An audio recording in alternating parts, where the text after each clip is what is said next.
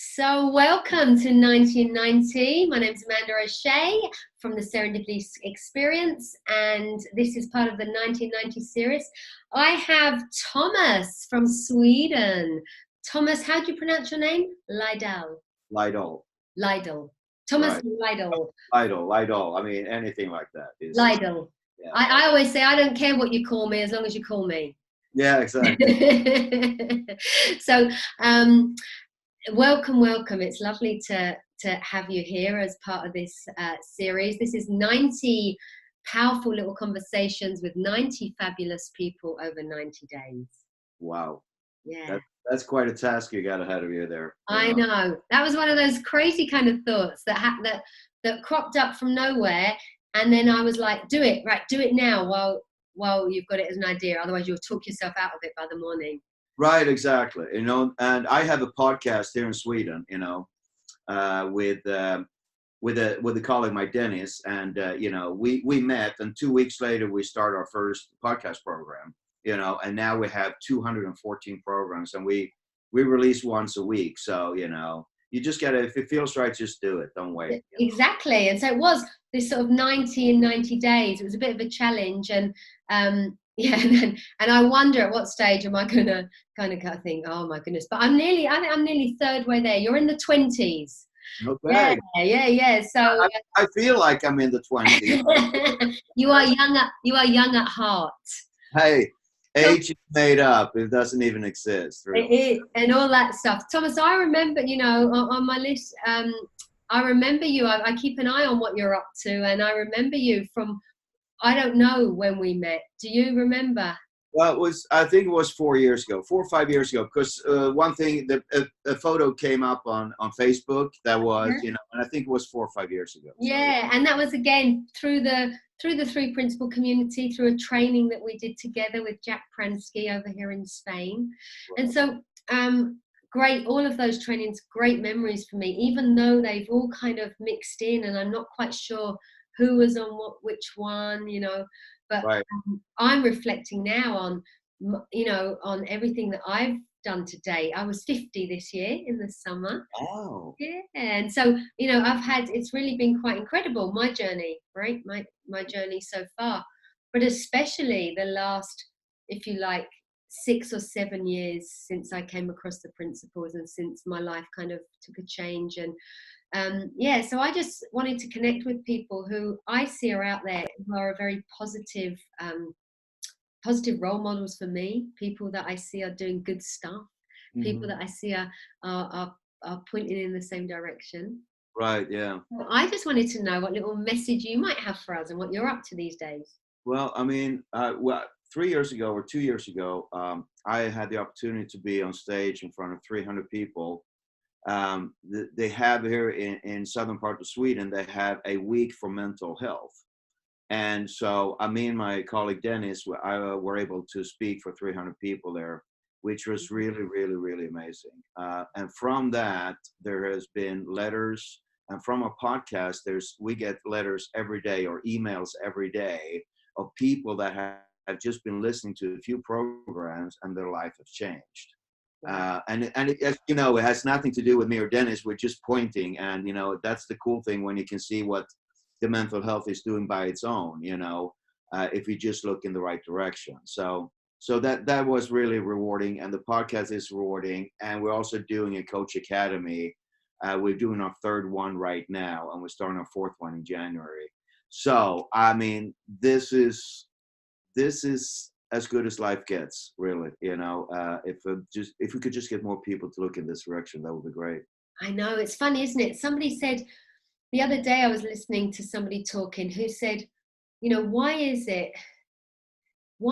Oh, it was my friend Denise Holland, who's one of the interviewees on here, and she said, like, why is it that some people? She got curious with why is it that some people come to this conversation and others don't? What?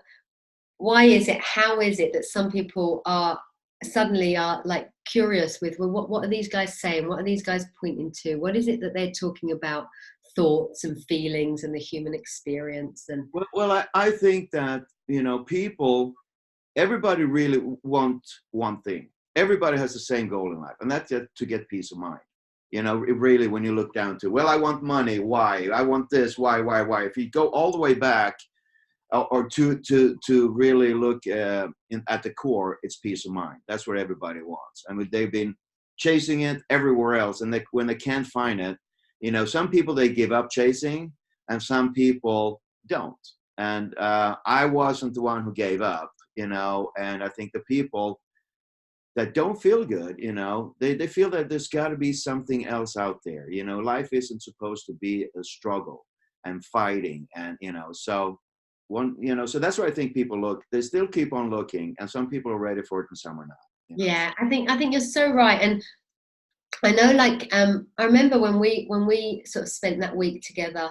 I think I was on the radio then myself. I was talking about this stuff on the radio, and oh yeah, that's right. I remember. Yeah. yeah, and I think a bit like, I'm going to go back on the radio actually, because you know what I love is that you're just talking, or we're having these kind of conversations. We don't know who's going to be watching this in how Right. many weeks or months or even years to come, right? Once you've gone onto YouTube or you've gone out there, and um, and there's something about that, speaking like this, having a little conversation. You don't know who's going to be listening, who suddenly just like, what are they saying? Peace of mind. Oh yeah, somebody yesterday was talking about peace of mind, or somebody the other day was talking about peace of mind. Right. And that serendipityness of bringing something together. I really truly believe that I did not experience peace of mind until about 7 years ago. Right. Yeah, I know. I mean, well, we did as kids, you know what I mean? Before we got, Because I mean, yeah, must have we did. But then we got in. I have a metaphor, like, you know, we're born like beautiful butterfly caterpillars, you know what I mean? They're gorgeous. And then we get into this cocoon of thinking and thinking and thinking, you know, and what happened to us a few years ago, we broke loose from this cocoon, you know, and really saw what life is all about. And the cool thing is, it doesn't matter where you've been or where you're at, you know, because that's something that's innate. That's something that is your birthright, you know, to really experience the amazing creature that you are, or the amazing human that you are. You know, you have everything you need. You don't need anything out there. And it changed my life. My life is the same, but I have no worries anymore. You know what I mean? That's kind of cool. That is so cool. And you can see it, right? You can see it in Right. people. You can see that peace of mind. And I was always I was always happy. People would have known me as a happy girl. But the difference of being mentally exhausted and trying to make everyone else happy, and trying to, be happy even when you weren't happy. And that's a different thing to peace of mind.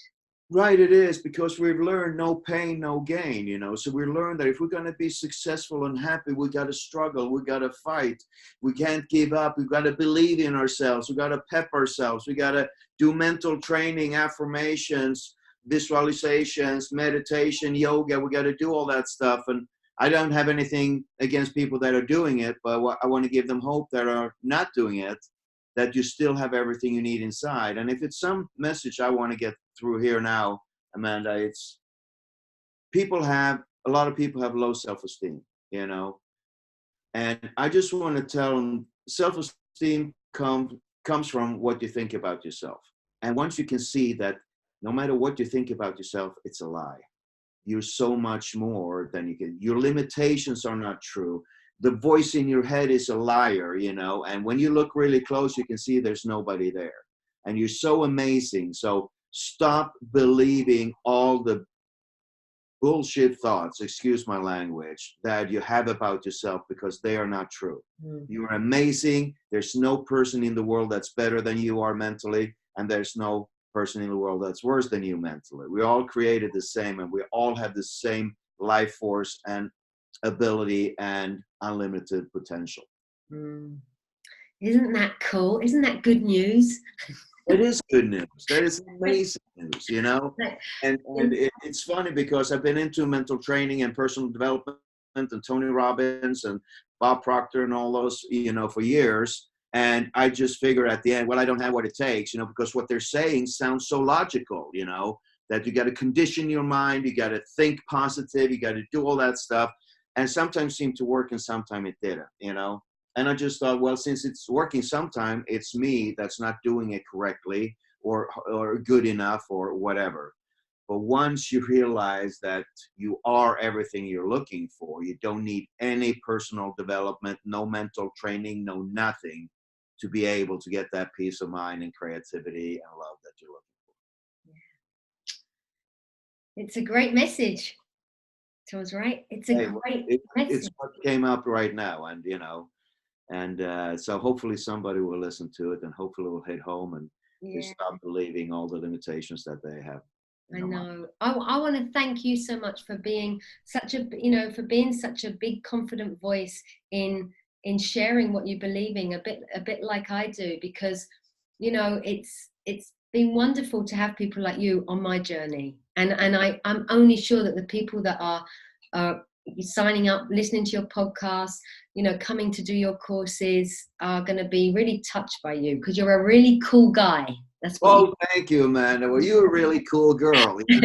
So as cool people, we got work to do, Absolutely. We got work to do. I know that in Sweden, I'm doing the iHeart training here in January. I'm hosting an iHeart training to train up coaches and teachers, and to start spreading this word again, with the young. And I'm excited for that.